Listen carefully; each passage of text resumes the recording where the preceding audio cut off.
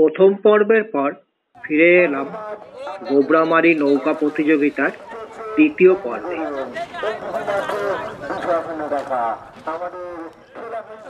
সামনে সবুজ পোশাক পরিহিত খেলোয়াড়দের একটি দল দেখতে পাচ্ছি।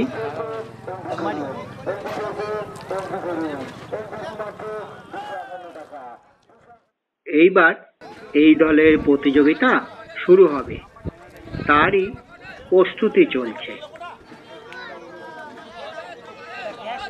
সবুজ দলের সহিত সাদা গেঞ্জি ও নতুন গামছা পরিহিত দলের প্রতিযোগিতা এখনই শুরু হবে।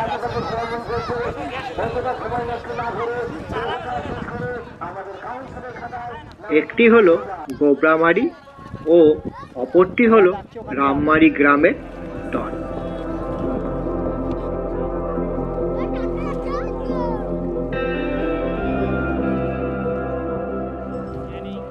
এখানে দুটি দুটি করে দল রেস করবে। যে দল জিতবে তার সাথে আবার নতুন দলের লড়াই হবে। এইভাবে ক্রমান্বয়ে চলতে থাকবে।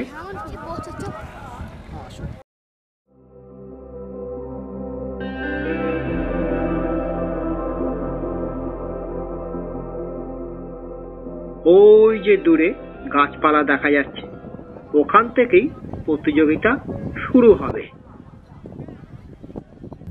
চলুন আমরাও শুরুর পয়েন্ট পর্যন্ত যাই, যাতে সরাসরি ভালোভাবে প্রতিযোগিতা উপভোগ করতে পারি।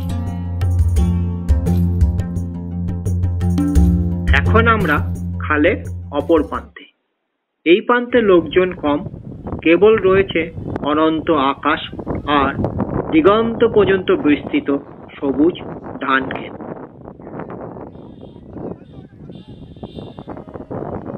বাতাসের আলতো ছোঁয়ায় ধান গাছগুলি ঢেউয়ের মতো আন্দোলিত হচ্ছে।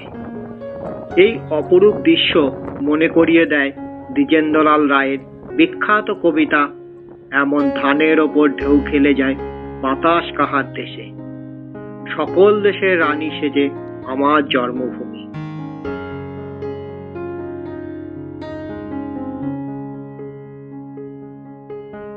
এমন সতেজ পরিবেশে বেড়ে ওঠা বাচ্চারাও হয় সবুজ ও সতেজ।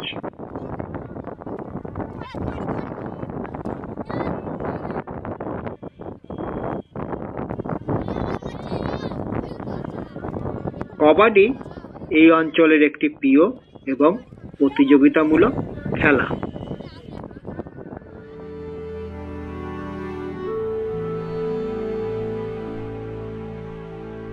দূরে দেখতে পাচ্ছি দুটি দল প্রতিযোগিতার জন্য প্রস্তুত।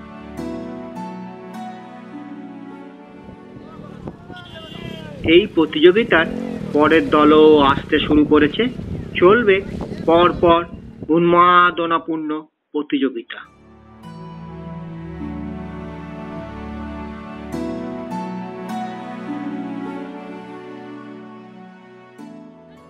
পরের প্রতিযোগীদের নৌকা আগেই ঘাটে এসে পড়েছে। আমরা আলাপ করে নিই ম্যাচ শুরু করার ঘোষকের সাথে। এটা কতদিন ধরে হচ্ছে কাকা? এটা 8 বছর ধরে আমাদের খেলাটা হচ্ছে। 8 বছর চলছে। 8 বছর? আগেও কি এরকম ভিড় হতো? হ্যাঁ, আগে হচ্ছে আরো প্রচুর ভিড় হতো। এখন কমে গেছে লোক? এখন একটু কমেছে, তবু এবারে ভিড় হবে অবশ্যই হবে, দেখুন না বহুত। হ্যাঁ, এবার আপনারা অনেক মানে খবরটা দিয়েছেন বলে সব বাইরের লোকগুলো ক্যামেরাম্যানরা সব এসেছে। পেয়েছি আমরা। আপনার নামটা একটু বলবেন? আমার নাম মনোজাত মোল্লা। ঠিক আছে, ধন্যবাদ দাদা। হ্যাঁ, ঠিক আছে। একটু দূরে এসে পড়েছি, যাতে দূর থেকে অনেকটা অঞ্চল একবারে দেখা যায়।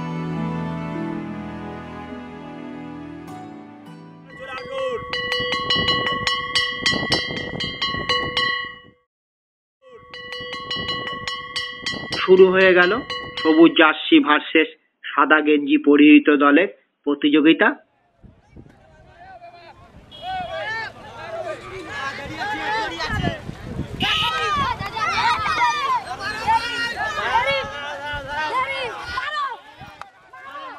দুই পাশে লোকের উন্মাদনা, চলেছে দুরন্ত রেস, কে জেতে কে হারে।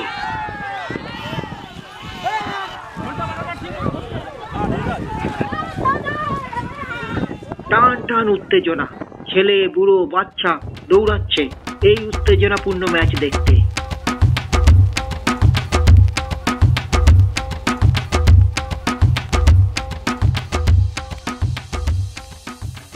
সবার মধ্যে আজ আনন্দের উন্মাদনা, কোন গ্রামের দল বিজয়ী হয়।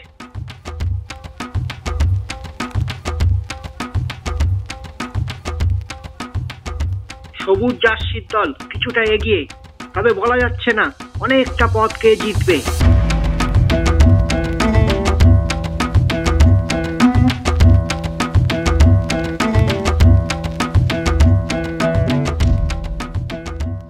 নৌকা অনেক দূরে চলে গেছে, চলুন আমরাও তাড়াতাড়ি এগিয়ে যাই, যাতে শেষ লগ্নে কে বিজয়ী হয় দেখতে পারি।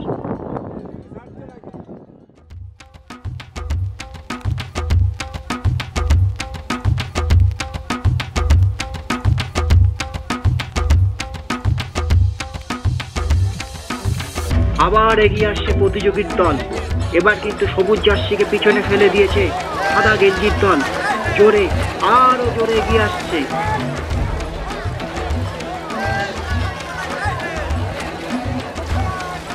মানুষের চিৎকার উন্মাদনার মাঝে তত্তর করে এগিয়ে চলেছে সাদা গেঞ্জির দল।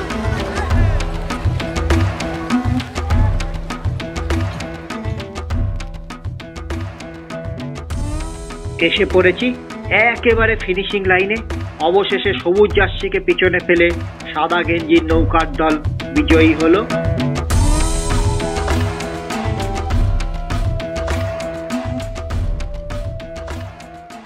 চারিদিকে মানুষে মানুষে ছয়লাভ, উত্তেজনায় অনেকে জলে নেমে পড়েছে।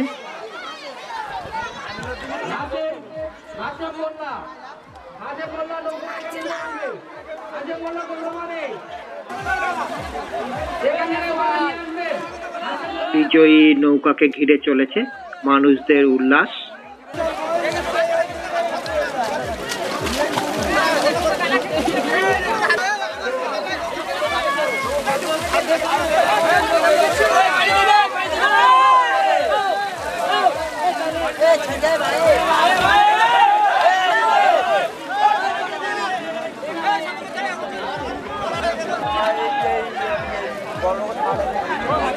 বিজয়ী দল বীরের মতো চলেছে পরের রাউন্ডে প্রতিযোগিতার জন্য। এটি নকআউট প্রতিযোগিতা, তাই বিজিত দল দুঃখ ভারাক্রান্ত মন নিয়ে ধীরে ধীরে চলেছে।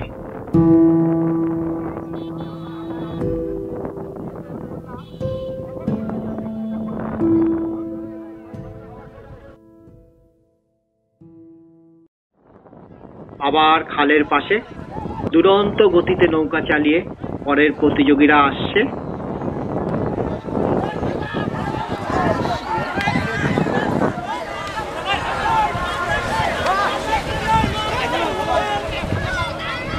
এই দুটি দলই কিন্তু খুব শক্তিশালী, বোঝা যাচ্ছে না কে জিতবে।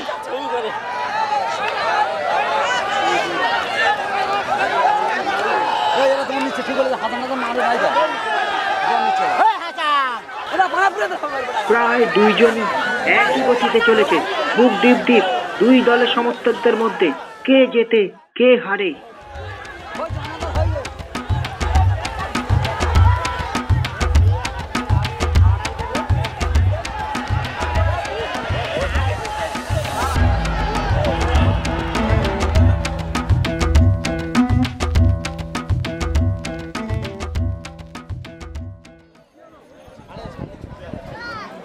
চারিদিকে ভিড়ে ভিড় এই উত্তেজনাপূর্ণ ম্যাচ দেখার জন্য।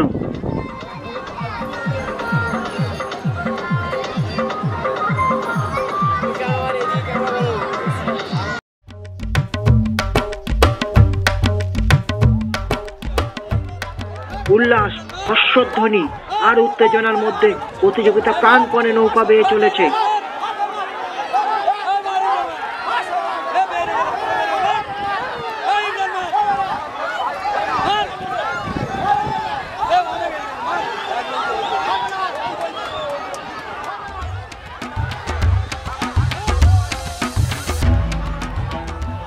নৌকার মাঝিদের মতো মানুষের মধ্যেও লেগেছে প্রতিযোগিতার ছোঁয়া।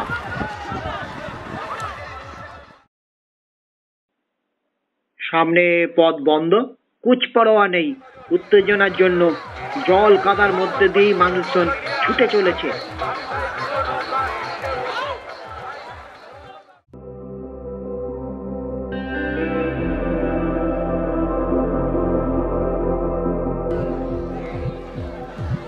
একেবারে শেষের দিকে একটি দল অপর দলকে পেরিয়ে এগিয়ে যাচ্ছে। চারিদিকে দর্শকদের প্রবল হর্ষধ্বনি।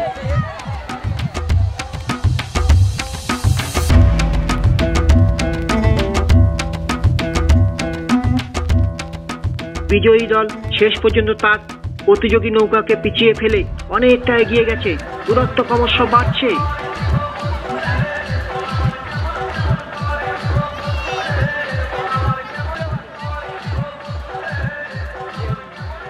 অবশেষে শেষ হলো এই প্রতিযোগিতা।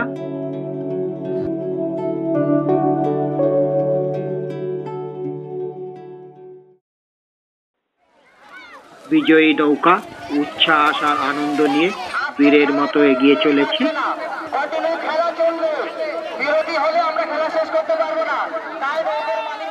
এই আনন্দ উচ্ছ্বাসের অংশীদার ছেলে ছোকরারাও। তারাও নৌকা জোগাড় করে প্রতিযোগিতার অনুকরণ করে হর্ষধ্বনি সহ উচ্ছ্বাস প্রকাশ করে নৌকা বেয়ে চলে।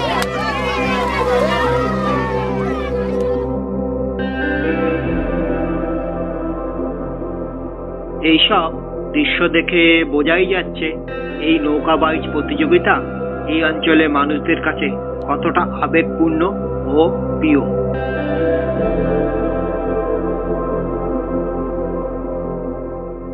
আর কচিকাচারা বড়দের দলে নেই তো কি হয়েছে, তাদের আনন্দ রোধ করে কার সাধ্য।